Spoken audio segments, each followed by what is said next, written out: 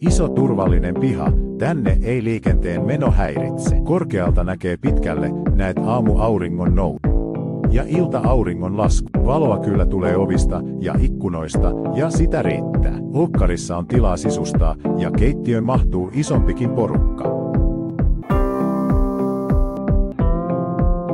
Eteisessä tilaa pukeutua, ja tilaa vaatteille ja tavaroille. Kun iso arkkitehtitoimisto suunnittelee, tässä tulos. Ei pitkiä käytäviä, tehokas ja toimiva pohja.